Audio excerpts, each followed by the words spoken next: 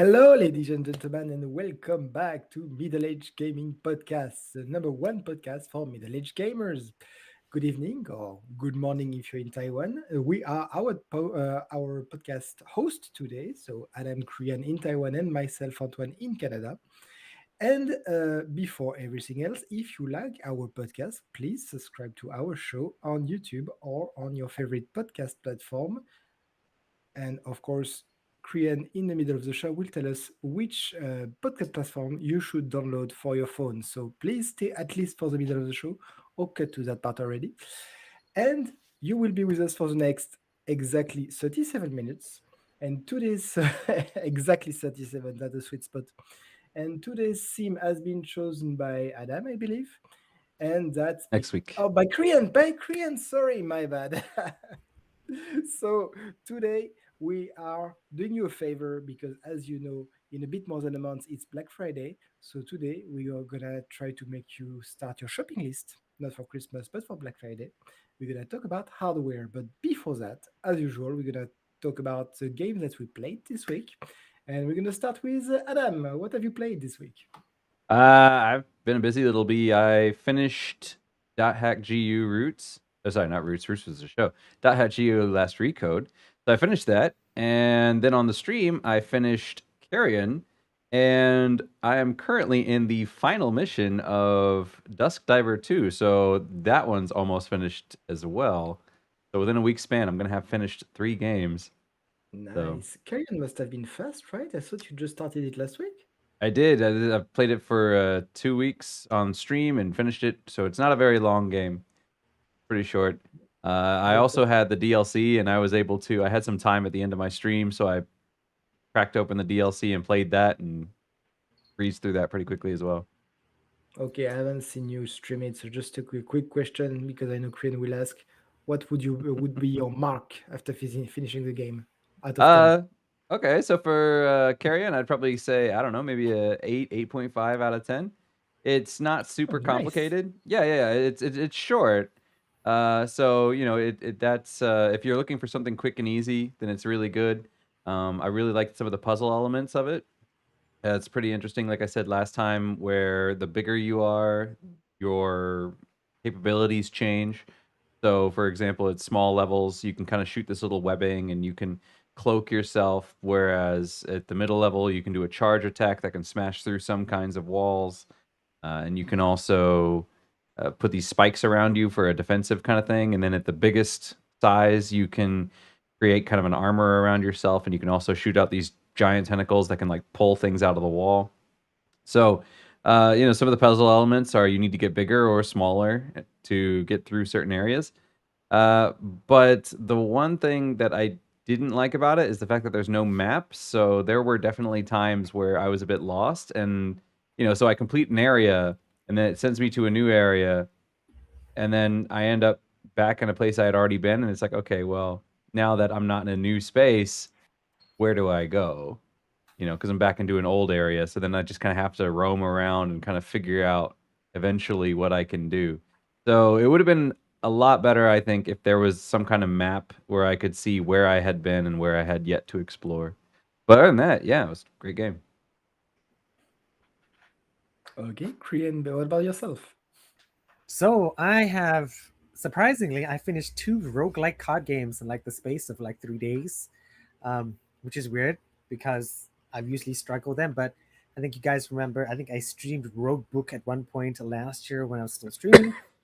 I loaded it up again this week. I'm like, okay, this is cool, and I did maybe 2 runs or 3 runs, and then on the fourth run, I'm like, oh wow, this is going and going, and oh my god, this was the last boss. I'm done, and so that was really fun.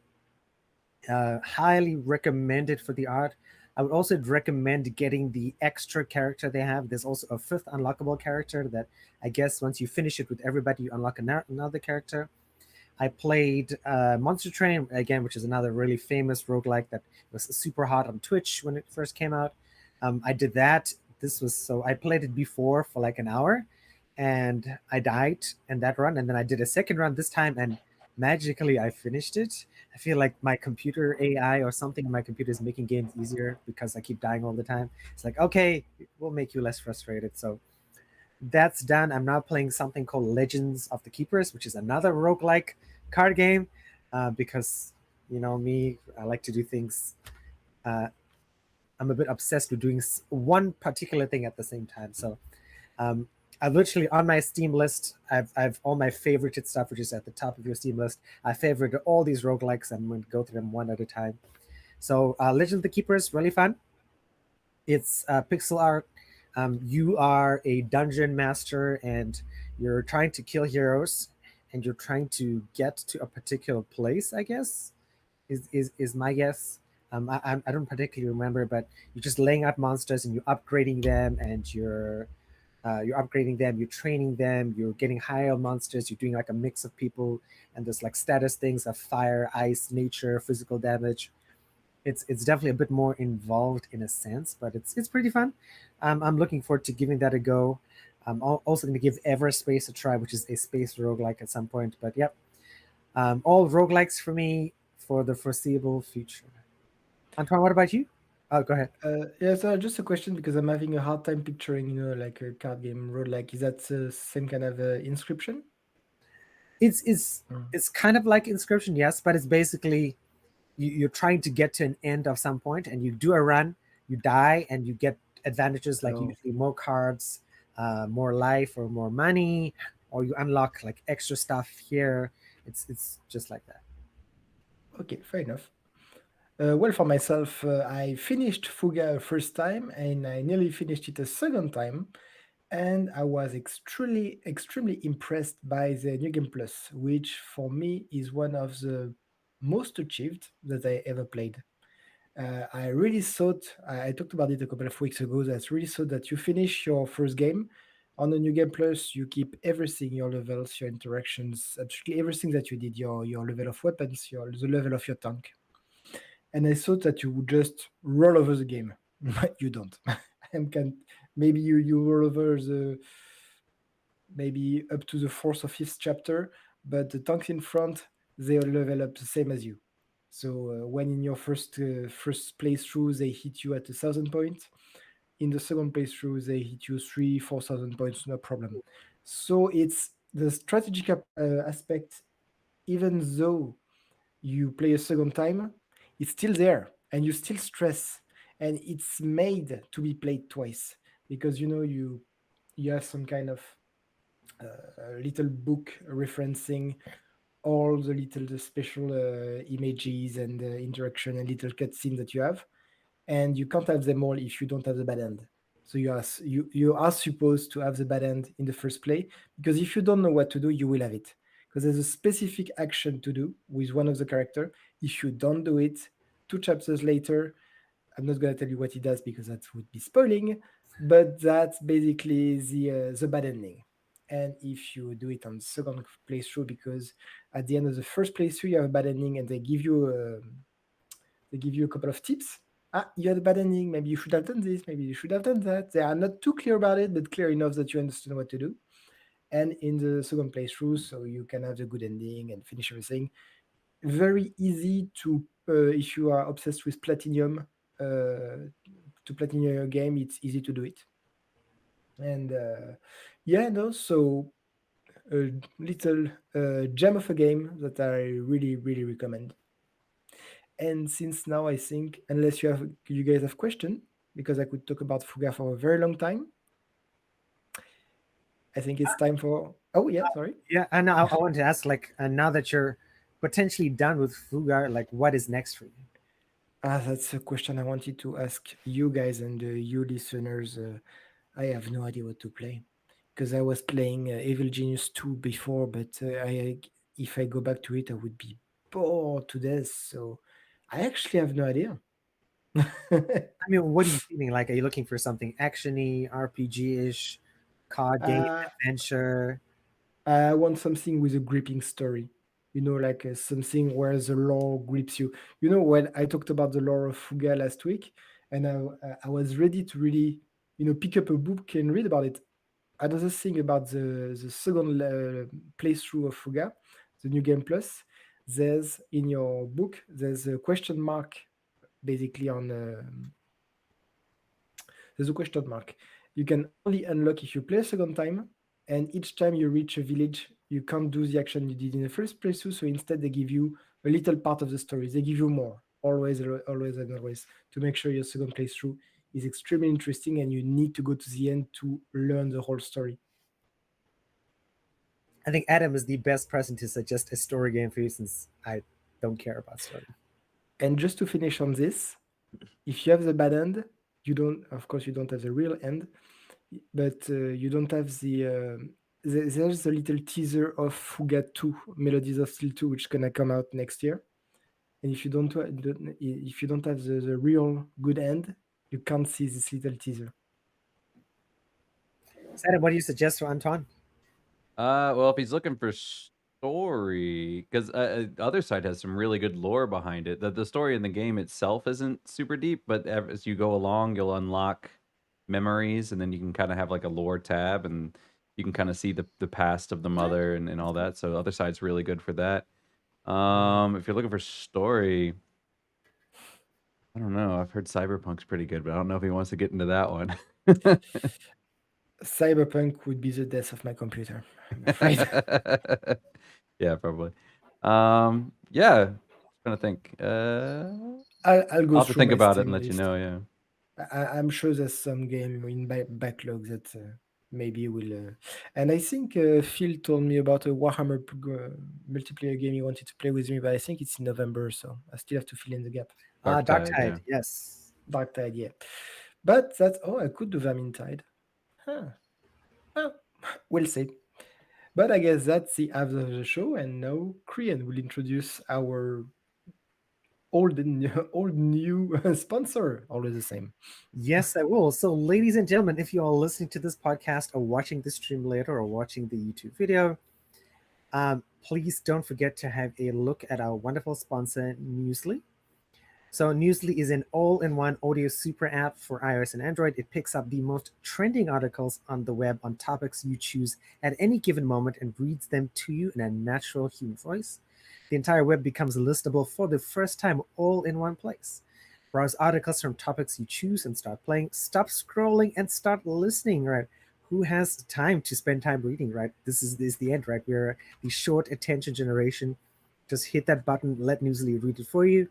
You can follow any topic as specific as you like, from sports, tech, business, sci-fi, Bitcoin, or even the Kardashians. It'll find you the latest articles and read them to you aloud. And they have a podcast section where you can find us, as I mentioned previously. You can find us on when you click on podcast, and then from podcast you click on featured. You'll see our show over there with Adam's wonderful art, and you get to see a lot of other people who are also featured. You can check some of those shows out as well if you're looking for new podcast suggestions. So, and they have podcasts as well, so trending in over 80 countries. Download and use Newsly for free from www.newsly.me, so NEWSLY. Also use the promo code Middle Age Gaming if you want a 1 month free premium subscription. Please don't forget to use that promo code that tells Newsly that you care about us, that you're going to support our show. It also helps support us as well, pay for restream and other things that we like to do on this show. And that is it. And let's move on to today's topic. All right. So who's going to go first? Well, I believe the topic today was Korean, so you're up. So, guys, today's topic is about hardware. And, Antoine mentioned Black Friday. Actually, it is Amazon Prime Day for pretty much the whole world, because anyone can be Amazon Prime member wherever you live. You just don't get Prime shipping, but you get all the other benefits. So Amazon Prime is ongoing right now. It's their second Prime Day event. There's a whole lot of reasons behind that. We're not going to talk about them because they're kind of depressing, but it is ongoing at the moment. If you're looking for some of these gadgets, they are on sale. So keep an eye out on that. I chose this topic because I'm probably moving, like 99% moving in the next 1 month or so, to a bigger place. I can finally have a separate podcast studio away from all these board games and other stuff that exist in this room. But yeah, no, I think a lot of us are working from home, like hybrid working, maybe 3 days at home, 2 days in the office, or 2 days in the office, 3 days at home. You want to have the clear work setup so that you have a space for working, a space for gaming. And I think there's a lot of gadgets that could make your life, your work life and your gaming life better all together at the same time. And that is what I wanted to highlight with this episode. Besides being somebody who likes to shop online and who loves electronics and gadgets, so this is where I came at it from this episode. Antoine and Adam might have come from a different direction, but that's why you guys tune in for our show, right? Is that three different directions about a topic, so you can see, all right, these are some good ideas. I should buy it. I shouldn't buy it. These guys are wrong. They can tweet at us, right? Twitter.com/gamingaged.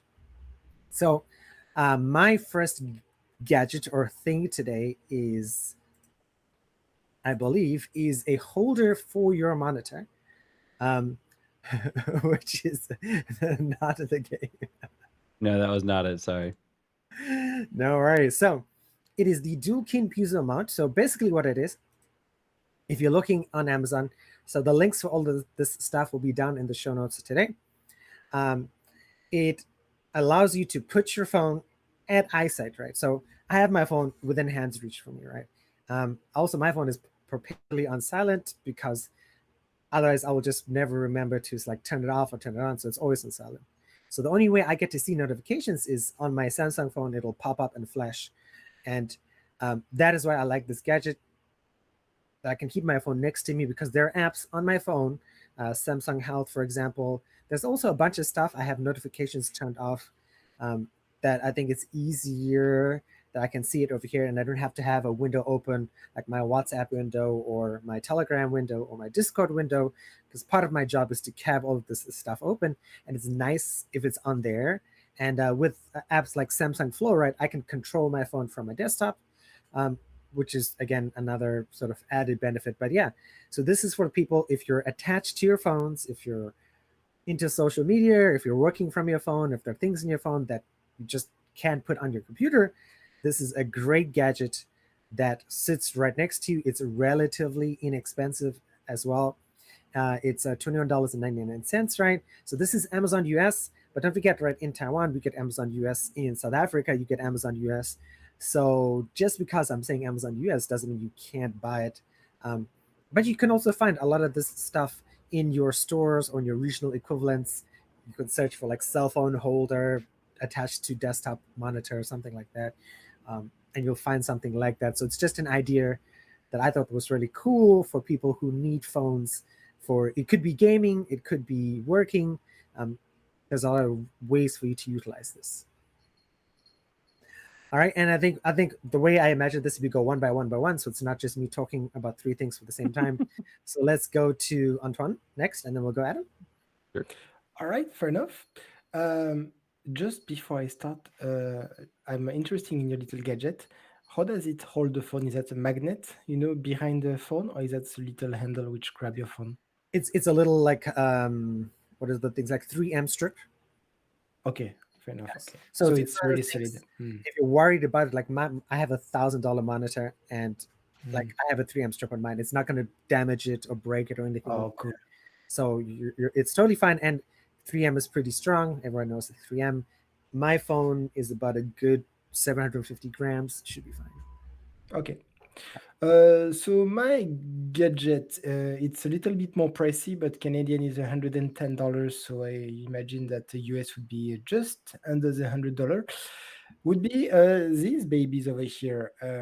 Before I had some very inexpensive headphones because I'm not listening to music much, and I'm just using it to basically either gaming or watching a YouTube video while I'm playing. So sound quality was never my prime concern. And yet, since I took this, especially for the show, I found that I can't live without it anymore. For three things. First of all, audio quality. Even I saw that I didn't care about it. The audio quality really make a world of difference when you play. Really, even if you play FPS, you actually realize where people are shooting or where walking. It's much easier to especially locate yourself and your enemies, or just to listen to. I go back to Fuga, but there's fantastic music in it. You can appreciate them much better. What worried me before, that's why I never took it, is because I thought these stuff are super heavy, and having them like 8 hours, my neck would really be broken. And actually not. I don't know if it's the same for everything. This specific one is so we're not sponsored by Hyperflex, but Hyperflex really like your product. So if you want to sponsor us, you know where to come. So yeah, it's Hyperflex Cloud Alpha S. So it's rather inexpensive for this kind of big headset, and it's really really good. I really liked it. So I really advise you to take it, and I'd rather take it wired rather than wireless, just because I don't like the lag. Oh, Antoine, how's because like I went through a bunch of like wireless headsets, and I have big ears. Like, how does it fit on your ears? How comfortable is it after long periods of time? That's something which worried me at first because I had not over the ear, like on the ear headset before. So this really covered my ears, and again, I have big ears, I can tell you, and it fits very very comfortably. It comes with two sets of pads. At first, it's some kind of they come in with some kind of leather pad, which I really don't like because if for you in Taiwan, if the weather is a bit hot, it makes you really sweaty. And this is the second kind of pad which come in the box, and it's some kind of very breathable fabric, which are very comfortable. It's quite easy to change, and I wouldn't change. I never tried the little microphone that you see there because I have this baby here, but I heard that the microphone is quite good. And this comes with this little thing here, which you have a 7.1 surround sound. So you can just, turning on and off just like this. So you can control your sound with this and everything. And it really makes, like again, the music really very intense in your ears when you just touch this button. So I really, really recommend that you get a good headset like this if you don't have. I never tried any others, so I can't, make a comparison against Razer or Logitech or something else. I just say that this Hyperflex, that's a dope. Nice, and it's also made in, well, technically not made in Taiwan, but designed in Taiwan, I would say. Uh, so Adam, what about you? What's your gadget of choice? Not so much a gadget, but the thing I was looking most at is some kind of sound dampening curtain.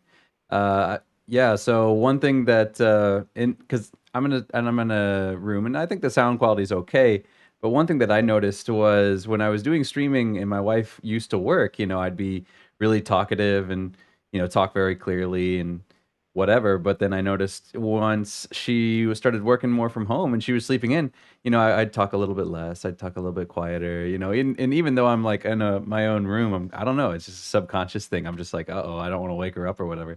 So I think if I could get some sound dampening curtains, it might make my sound a little bit clearer because, yeah, like I said, these are concrete walls. But also I could just kind of put it over the door and then I wouldn't have to worry about sound leaking out. So less for my own personal audio quality and more so that I could, just be able to be as loud as I want and not really have to worry about bothering the wife or the neighbors or anything like that. So yeah, that's something that I've been looking at for a while. So What's the material and what's the cost? the material is a very good question. I'm not entirely sure what it is. It's padded, so I think it's maybe some kind of cotton or something like that. I'm not quite sure what the material is, but it's padded and maybe it has like some foam in there. You can see it's pretty thick from the picture, and the costs vary depending on the brands that you get. So I think usually they'll run less than $100. I think anywhere between 30 to maybe 100, depending on the brand and the material and whatnot. So. So you're paying like 100 for like what size? Again, because this is like a fantastic idea. I think it's like I think that would be like 2 by 2 meters squared, or give or take. 2 by 2. That's not bad. $100 for 2 by 2. So you probably Yeah, like maybe if you want to isolate your recording space, like in a hospital sort of way, you'd probably pay like $300-400 maybe. yeah, give or take. Well, Yeah, it should probably be. It'd be comparable to getting sound paneling, but this is a curtain, so you can draw it and roll it up if you want to take it down. So, And can you get it to fit the door, inside? what do you mean inside the No. door? I mean, when your wife try to open and try to get into your room, you have this big curtain in front, so can you Oh, just get it so it fits the door? yeah, that's a good question. I don't know. I've always seen them quite a bit larger. I've seen some videos where people use them for, like, for example, if they want to build a recording space in their basement, but they don't want to use panels and stuff like that. So yeah, you might Mm. be able to get smaller ones. The ones I've seen are usually quite large, but it might be That's cool. possible. Very nice. All right, that is cool. Like, I mean, I'm genuinely surprised. And I was surprised by Antoine's Kingston HyperX as well. Those are really cool. Okay, moving on to my second choice. My second choice is it is a computer temperature monitor. Basically, all it is a small little LCD panel. I have one over here actually, so I can show you guys. It's this thing over here. You can actually build one because all it is a Raspberry Pi board on the back. Um, so if you have a kid who's into programming or hardware, you can build one. Um, I use it because alt tabbing on Windows has always been problematic, especially depending on what games and stuff you sort of have. And especially here in summer, in pretty much all over the world, it's getting hotter and hotter. And no matter how hot your or how cool your AC keeps your room, your PC is still going to be hot. The latest 30 series, not the latest, I guess, last year's 30 series RTX cards, right, which do great 4K up to 8K in some cases, they run pretty hot. My graphics card 3070 Ti hits about 80 degrees when I'm playing like Valheim or other games like that. So it's hot. And this allows me to keep an eye on temperatures. So it allows me to say, okay, maybe I need to open up my side panel and sort of let the hot air out. Um, Again, very cheap. It's about the Amazon price is about $40. It is on sale sometimes for under $30. I paid about $28 here in Taiwan. Again, this is one of those things when you find it on Amazon, you might find it available in your local store, so you're not waiting for Amazon to ship it to Taiwan in my case. But yeah, and this is customizable, right? Because most motherboards or modern computers in the last 4 to 5 years, they have about a good 28, 29 sensors inside. So you've got, you can use upload and download. So you can see if somebody's utilizing your network or your internet connection. You can see hardware, so your hard drive utilization rate, how much data is being written and read at the same time. So you can see your CPU temperatures, of course, as you can see the GPU. You can see GPU utilization. So if you have an 8 gigabyte card and you're playing Cyberpunk 2077, how much RAM is being used there. You can see regular RAM usage. So I have 32 gigabytes. I think my computer peaks at about 16 gigabytes of RAM when I'm encoding videos and stuff. So there's lots of stuff to keep an eye on. Basically, for this for me is main reason is to keep an eye out on temperatures because you have temperature monitors built into your computer, but again, it's just for alt tabbing. Secondary reason is just for security because sometimes you might have a virus or something, non a malicious thing on your computer. One of the good ways you can check on that is to check your internet upload and download. You can check your CPU utilization rate. I mean, most people's CPU, even when you're playing a game, shouldn't be more than 40 to 50%. If your CPU is capping out about 70 or 80%, you probably got something running in the background that is sort of killing your computer and making it slow. So this is one of those things you can also take with you if you have like a mom or a dad. It's like, my God, my computer's running slow. You plug it into your computer and you can see, okay, this is what is making my mom's computer run slow, or my aunt or my cousin or my friend. And you can help them diagnose the problem and fix it if you are that like technical computer person. So again, really affordable, really easy to use. You just plug in, the app starts automatically when you run your Windows, and you're golden. Yeah. Nice. Cool. All right. And then Anton, what is your next gadget? Okay, very quickly, because we still want to hit that 37 minutes window. My next gadget, so it's a bit more pricey. Again, it's around the $100 mark. And it's simply a wall mount for dual screen. I used to have only one screen, which I thought was grand. And again, same as this, I got a second screen, put a wall mount for two reasons. First, because I can game and have my news on the other on the other screen, and second, because I have a nice desk, but which is very small and with already one monitor on it. And one keyboard and one mousepad, it was already full. Just moving the monitor on the wall, having two monitors, that's absolutely fantastic. I really like it. So that's something that if you are you need to be a little bit handy, to put it. You need to, aim for the stud in the wall, otherwise everything is gonna come crashing down. So try to be a little bit handy first, but it's quite easy to put on your wall, and it's gonna really improve your gaming. I took the dual one. Of course, you can have it as three. You can have it as four with two screen and two on top. You can have it any kind of configuration you want. But two is already quite good. Nice. And how long did it take you to install? Off half an hour. What's long is to aim for the stud. After it's just like you drill your holes. You put some big like a very big screw. I don't know you call it, and that's it. And like, so did you have like one of those special stud finder things that people buy? No, but I can see what's behind my wall. Oh, okay. I have a door because it's a hot water heater, so I can see where my studiers are. So just a couple of probing hole with my screwdriver and no screwdriver, perceuse. Anyway, with my drill. Okay. And last question, Anton. So, like how easy is it to mount your monitors on the actual part of the stand? Far easier than it is to mount a TV on a TV mount. Okay.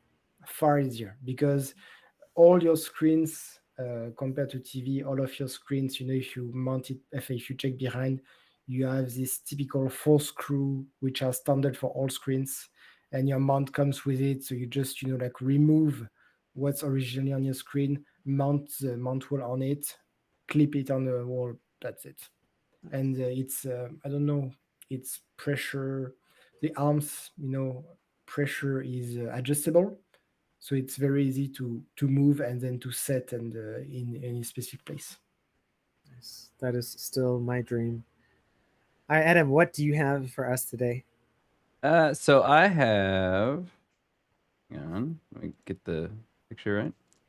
So some kind of art tablet. I have one actually, but the thing is the one I have is one of these. So there's no screen on it. So what's happening is if you're doing some kind of art, because obviously I do the art for the show and whatnot.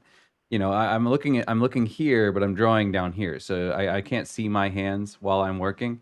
Uh, and it's okay, but I'm not a big fan of not being able to see my hands when I draw. So for me, it's a little bit irritating to the point that actually I still kind of actually prefer to use the mouse if I'm doing the art, which is, from what I've heard, not looked at too fondly in the art community.